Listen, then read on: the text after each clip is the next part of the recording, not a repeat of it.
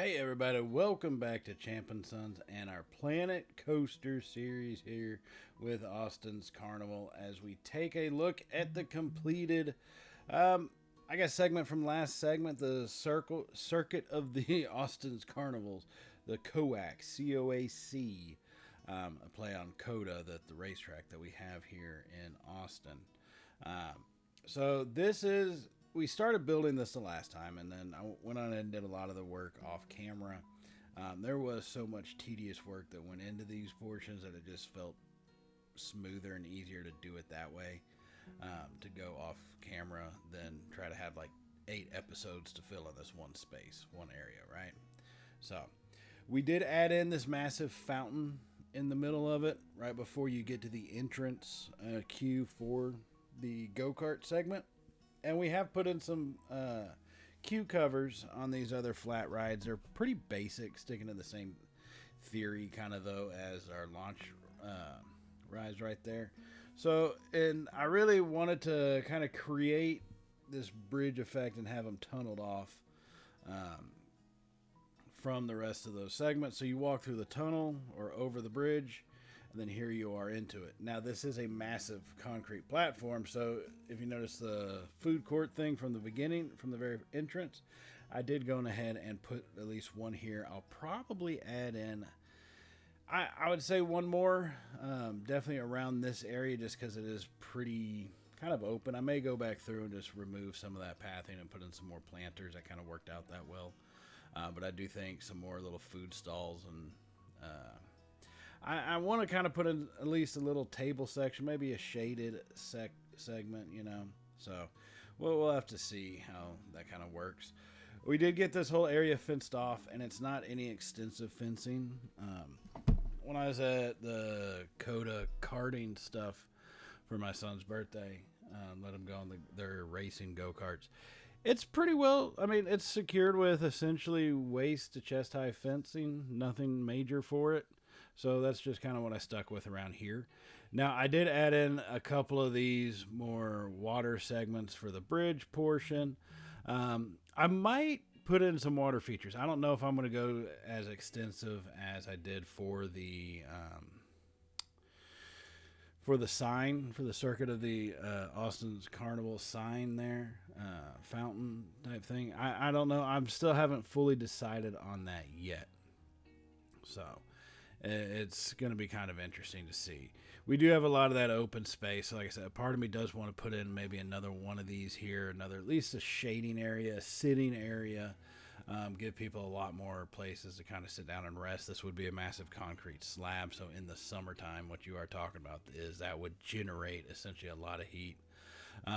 Here's our welcome to COAC sign that we do have on here. So that's just the basic shapes and the letters. Nothing too extensive about that sign that we put for that. So I really did like how this turned out.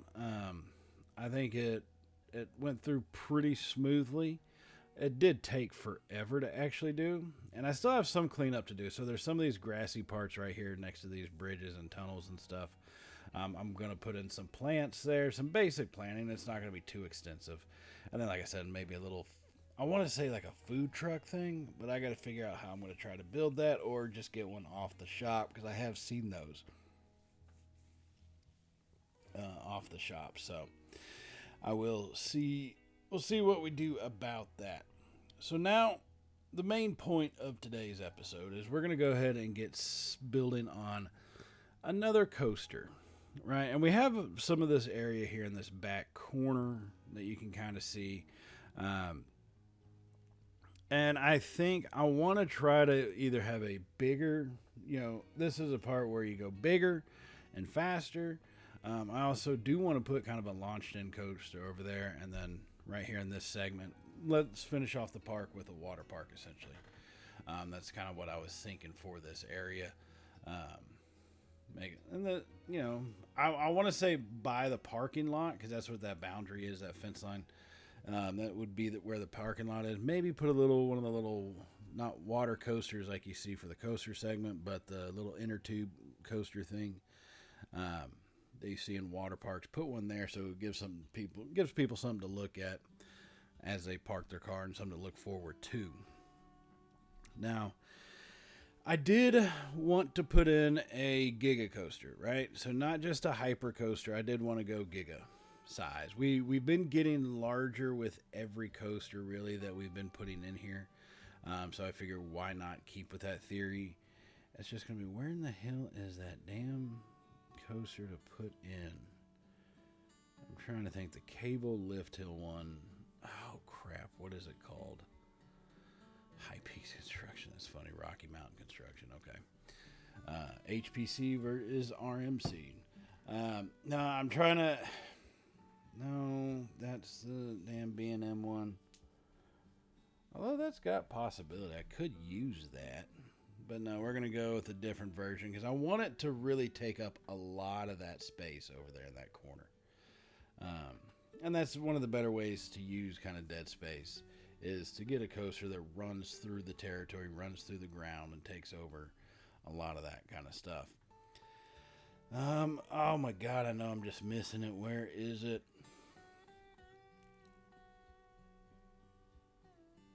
I'm trying to find this damn thing. Of course, anytime I need to find it, I can't, but anytime I'm not looking to build this kind of coaster, it's going to be right there. Oh, where are you, you damned ingrate? The out of mat. There it is. There we go. That's your bad boy right there. This one is a coaster that, man, this can take up a lot of space. So I'm really excited to be putting this one in the park. You know, you can go incredibly high, incredibly fast. It takes up a lot of space. And I think these are just fun coasters to build, especially with trying to keep the momentum up, because you do go so high that you get kind of far away from the station. So at some points it feels like a challenge to be able to bring it back and slow it down at the same time. So either you slow it down too much and it won't actually make it back, or you're able to make it get back, but it's going a little too fast. So I am going to enjoy kind of adding this one here to the park.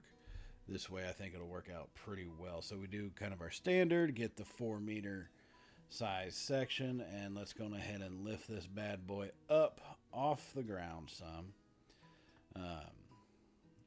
And I'm going to put the lift hill pretty much right coming out of the station. And for these cable lift hill, that's kind of how you want to go with it. I did, I believe, in my, maybe not the Twitch park, but I know I've looked at doing it where I didn't put the cable lift hill right outside of the station, and it does work. Don't get me wrong. It just operates kind of funky, to say the least. So yeah. But we're going to go and get building this bad boy. This is going to be our Giga coaster. I'm getting used to building in the 6 meter pieces, not 4 meter method like Planet Coaster 1. I'm a 6 meter method kind of guy. So, all right. Here it is, the first update, so you didn't have to watch me smooth this thing out on an ungodly amount of, my finger got damn cramps because I had hit the smooth button so much. Here is our monstrosity of a coaster. I need to go through, and as I'm doing this voiceover thinking about it, I need to go through and actually put in, remove some of those supports just because it does look kind of funky. It's got really good stats though. Excitement rating, nausea, fear. It's about as perfect as I've ever built one. 307 feet tall. That was a big deal for me to make sure it did get to that level. I really wanted it to be over 300. There is some people that have those conversations in the coaster community. Well, the height may be 300 feet tall, but the drop isn't. Is that a Giga coaster or not? Me personally, I'd say no. The drop has to be over 300 feet. Even if it goes into the ground, if it's over 300 feet, that's what you get. So that's kind of the way I was playing with this one. And that was my thought process in building it. Wanting to have this kind of monstrosity of a coaster. Plus, I mean, it takes up most of the space over here in this one side of the park. Still allows us for another ride, which I'm perfectly fine doing. Probably maybe a log flume, something like that. But it leaves perfect space for a ride right here in this little corner segment. We get to bring the path work together over there. And it leaves up enough space next to what is going to be our water park to really kind of, fill in the actual theme park of this segment and get everything kind of completed up here in the next couple episodes for the theme park, and then we'll jump into the water park here at Austin's Carnival. So we are going to kind of close this off. So the path you're going to see for this ride is going to cut straight across the bottom of the screen, and then it's going to go up and extend out to probably right around there. I don't think I'm going to have it go much further because I want the coaster to take up a good chunk of that space. And then, like I said, here's going to be where the water park is. So I think this is going to be really filled out. Everything is pretty spacious, which, as I think about it, does seem kind of wonky at times to have it be so spacious. But I really like how this park is turning out. And what I wanted to make sure of, and I've done this with most of my coasters, right? And you'll see some shoddy camera work, to say the least, is cutting through and looking at viewpoints from the peep level. Anytime you build a coaster this size, right? Anytime you build it up, boom, there it is. You want to see that thing in the distance, in the horizon. You want to see it crest, be able to see that coaster go up the train and crest that hill to drop down. At Fiesta, Texas, that's one of the best parts of the Iron Rattlers when you're in the parking lot. You can look up and you see the Rattler going up, and you see that coaster go right off the lift hill and start its journey, essentially. And that's just an amazing viewpoint. It really kind of builds some hype up for getting into the park and everything like that. And so you can see I'm checking this viewpoint from all areas. So here's the entrance of it, and boom, you can still see that thing in the background. I love how that looks. You have the Cyclone right there, the Quarry coaster, and we have this big tall one. And so here's just another viewpoint of the parking lot, essentially, that I haven't really made yet, but that is going to be the parking lot. And a lot of perfect viewpoints for this coaster. And that was something I did really want to keep in mind while I was building it. Okay, so there's going to be a couple different themes for it. I haven't really decided at this point. We'll kind of see by the next update. And thinking of a ride like this, you have some of the bigger wooden coasters, I guess like Son of Beast and all that kind of stuff. Iron Rattler is one of them, Texas Giant. I wanted to give this thing kind of a different name, and it's going to lead into our theming of it. Essentially, the way I thought of it was going to be, I'm thinking of going something like the Yeti or something, like, mountain monster kind of thing. Go up the mountain, come down, then you're on a run from the monster type thought process to if I'm going to give something like a storyline element to it. Like that's what it would be. So that's kind of what I was thinking in the sense of what we're going to name this and how we're going to get this thing built up. So now I'm just connecting these paths over. Like I said, this is the max it's really going to go. I might see just a slight more extension out depending on where I locate the log flume or the boat ride or what have you, the boat with the big drop and big splash kind of thing. That boat ride, wherever I get that put in there. This is really going to be the border for how far this path work is going to go on this segment. It's, that's just kind of what I've been thinking for it. We'll see if I change my mind. I don't think I am. I mean, it just feels like this is a perfect little boundary and more natural kind of boundary with this ride that went in. So we are going to get this thing connected up over here with the pathing.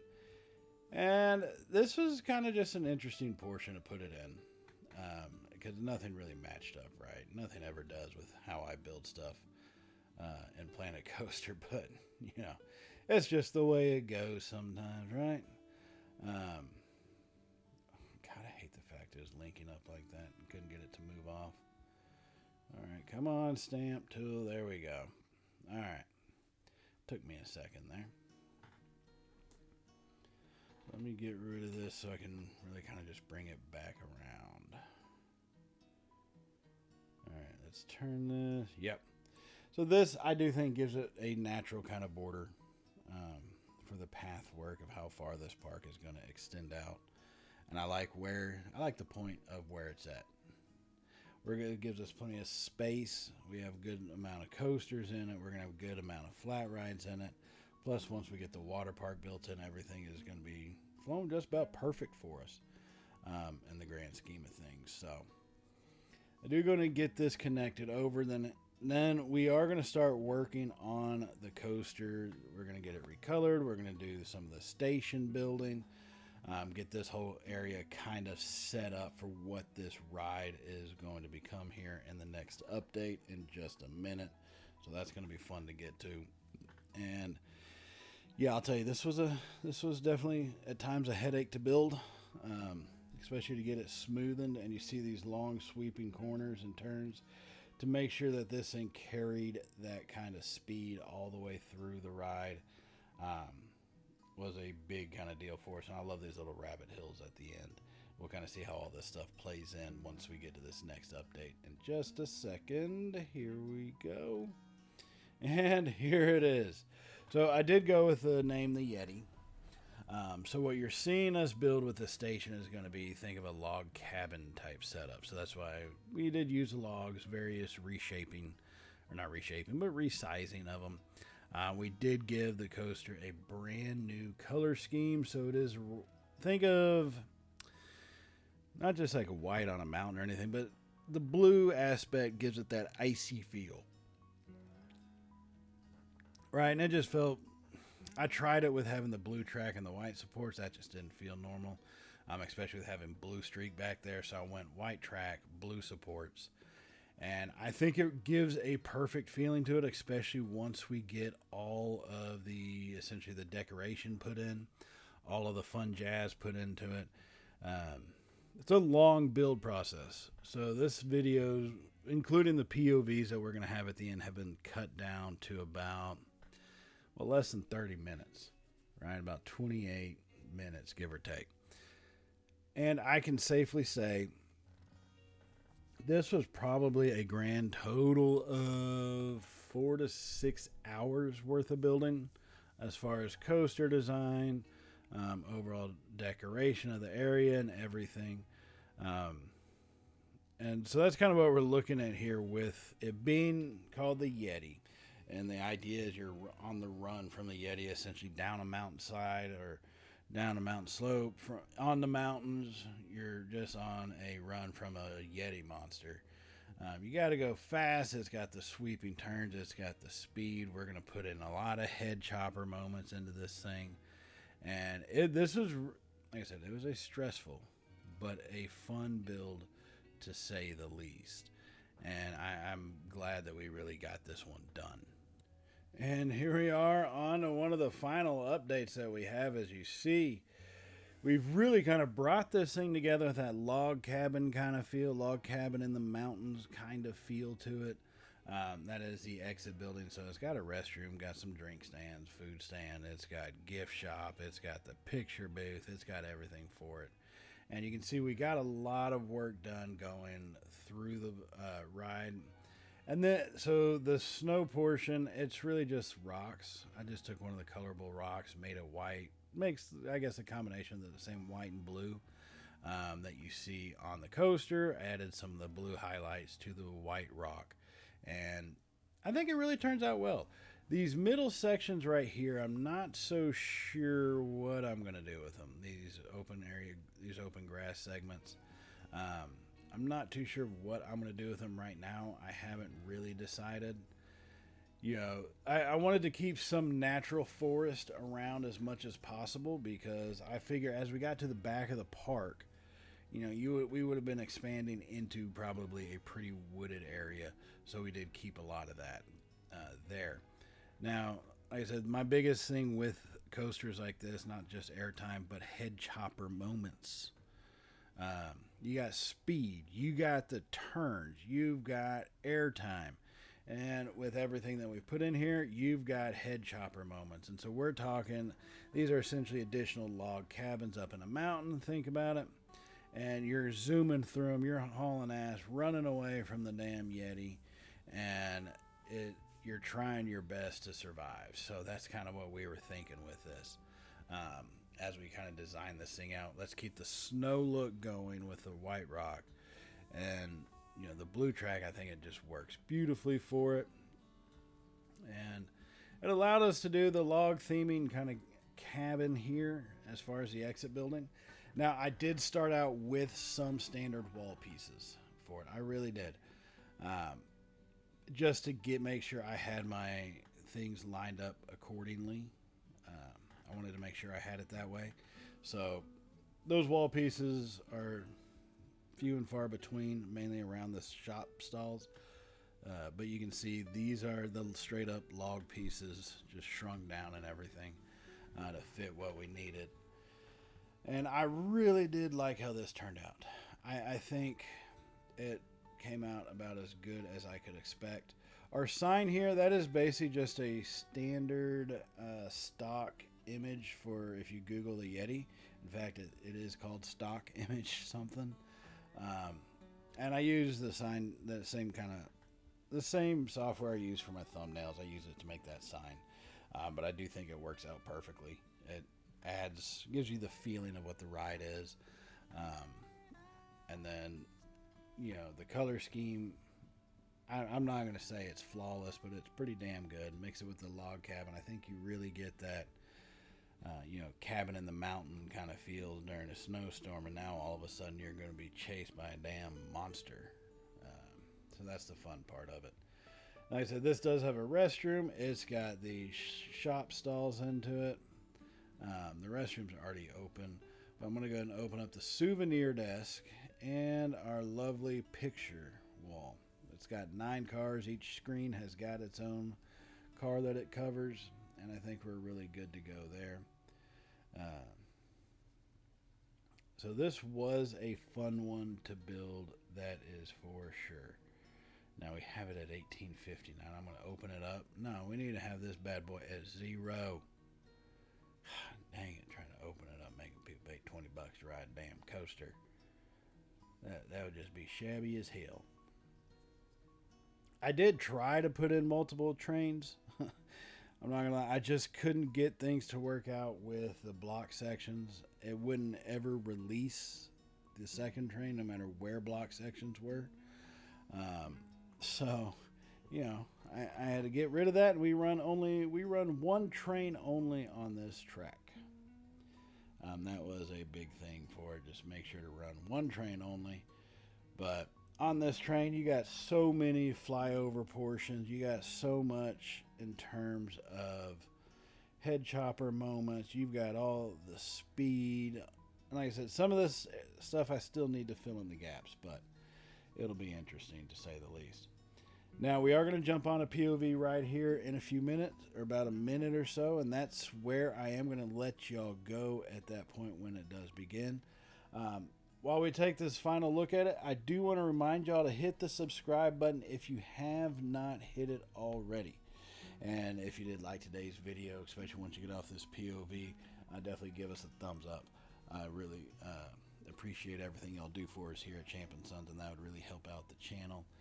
And hit that bell icon so you can be notified of all of the uploads that we have here at Champ & Sons. From Planet Coaster to all our other gaming things that we do. So hit that icon so you can be notified of any of those uploads as they come, since we are getting in a more regular state.